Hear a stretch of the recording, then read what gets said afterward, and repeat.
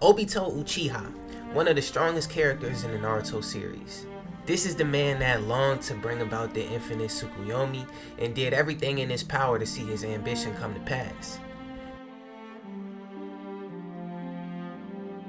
However, he was also the man that was defeated by pre-Sage's 6 past powers, Naruto and Sasuke, along with outside help of course, in the war when he absorbed the Ten Tails and became its Jinchuriki.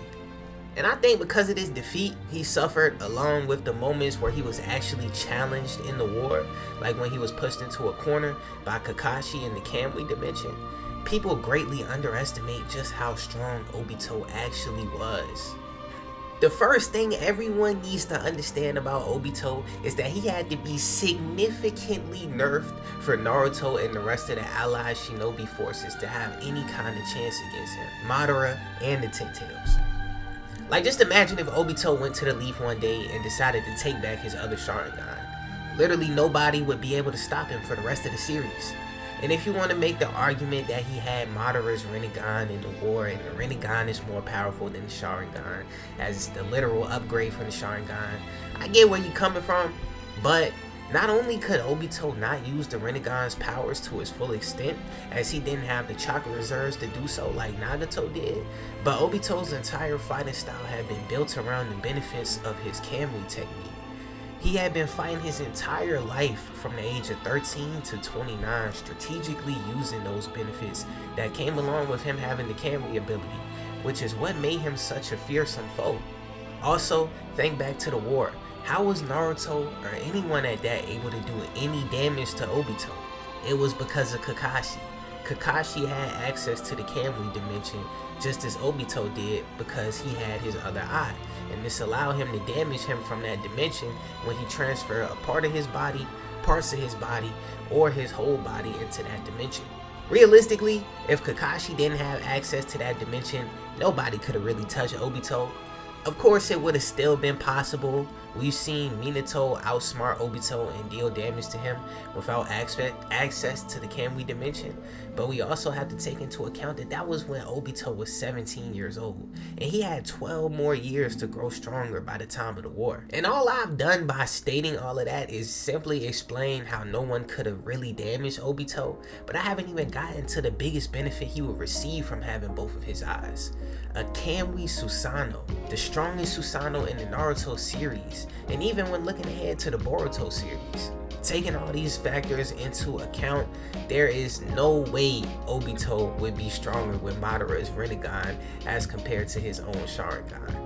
In fact, Kamui is such a broken ability, especially coupled with the Kamui Susanoo, that I honestly feel like having a Kamui Sharingan might even be more broken than having a Rinnegan, even if you could use all of his powers.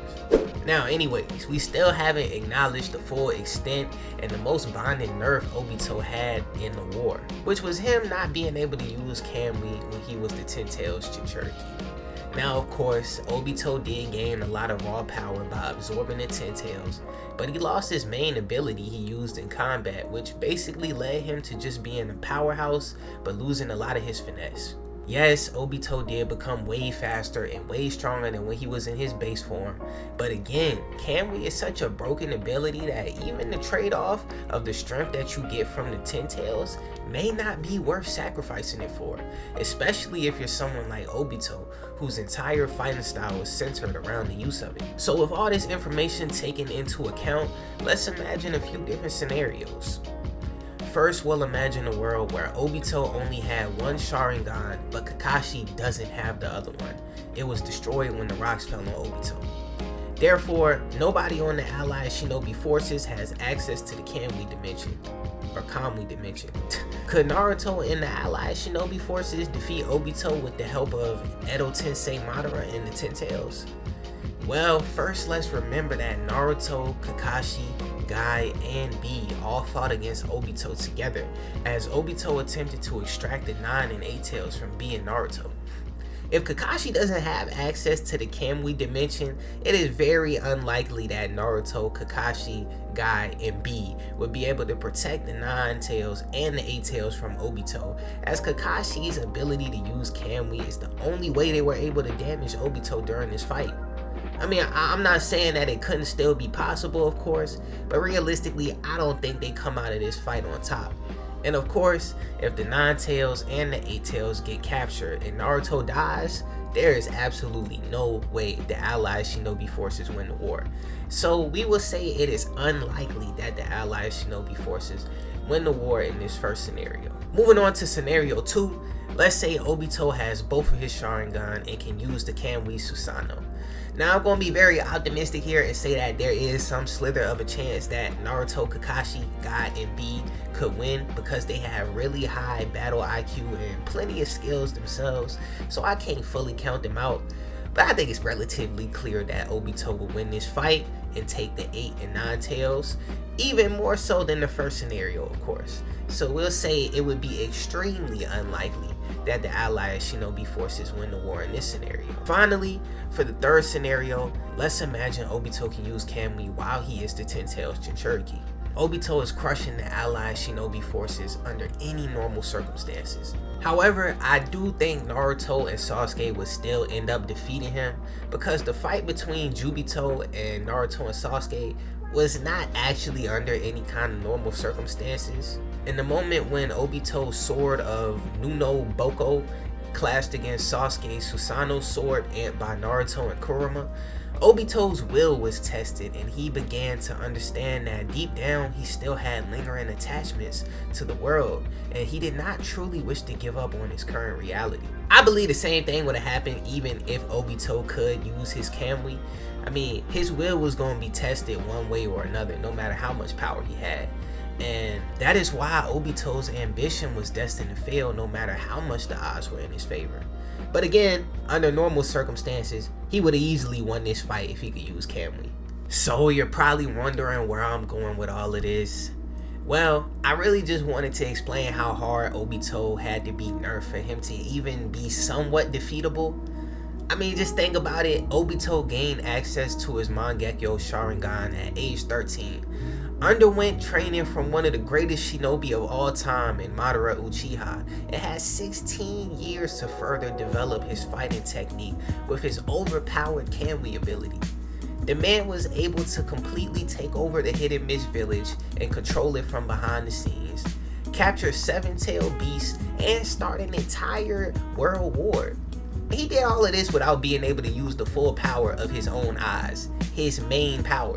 If Obito has access to both of his eyes, or even if he only had access to one, but his opponent didn't have any access to his other eye, Obito can go toe-to-toe with anyone in the series, except maybe Naruto and Sasuke by the end, but even then, he might be able to hold his own, I don't know. And when I say anybody, I really mean anybody, including Madara, not 10 Tails Madara, that's a different discussion. But also including Hashirama, and again, maybe even Naruto and Sasuke by the end of the series. Which once again, I mean, I'm not completely sure about that because they are pretty close to 10 Tails Madara level. Now, of course, he couldn't compete with these characters in raw strength, but in battle IQ and abilities, Obito could put up a good fight against any of them, and potentially even come out on top, especially if he had access to both of his eyes. Think back to his fight with Kakashi. Kakashi, of course, isn't the greatest one-on-one fighter in the Naruto verse, but he's definitely up there, and him and Obito were in a pretty even back and forth fight. Now remember, this fight happened inside the Kamui dimension, so Obito couldn't even use Kamui to transport parts of his body. If Obito is somewhere around Kakashi level in combat without being able to use Kamui, imagine how much his level is boosted when he is able to use it.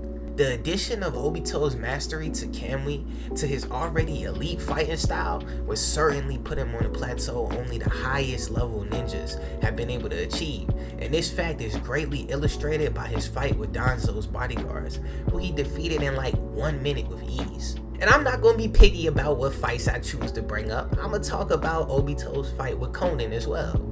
Conan, I think it's Conan, yeah. Conan most definitely did back Obito into a corner, but we also have to remember that Conan was not weak. In fact, Conan was so strong that she was able to defeat Sasori with ease when recruiting him to join the Akatsuki. And while she might not be as strong as the guys I said Obito could go toe to toe with, like Madara, you also have to understand the context of the fight. Konan had been observing Obito's Kamui ability for years and studying it to plan out her attack if she ever needed to go against him.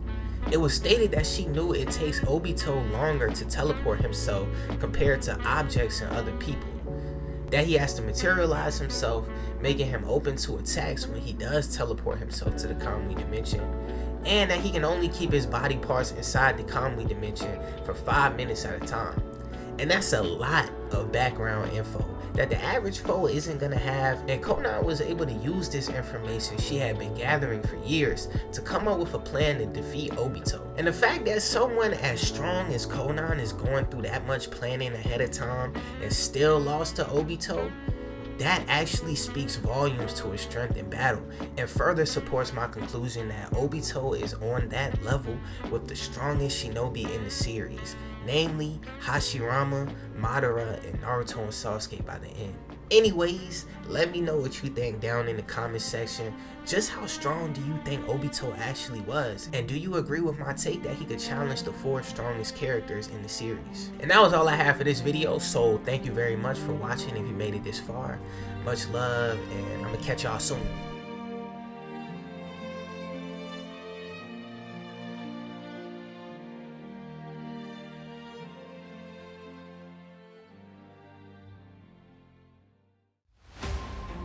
Who is Bounty, and what can you expect from his channel? Bounty is a free-spirited individual, steadfast chasing his dream through every hardship and challenge he faces in the way of his final destination. You can expect to see epic gaming videos infused with unrivaled comedy like all of these videos right here. Insightful, professionally made anime recommendation and review videos like all of these. Comedic, high energy reaction videos, and from time to time, even explorative vlogs and IRL videos such as these. So click that subscribe button to become a part of the journey with Bounty. I shall hope to see you again in another video, my good friend. Until next time.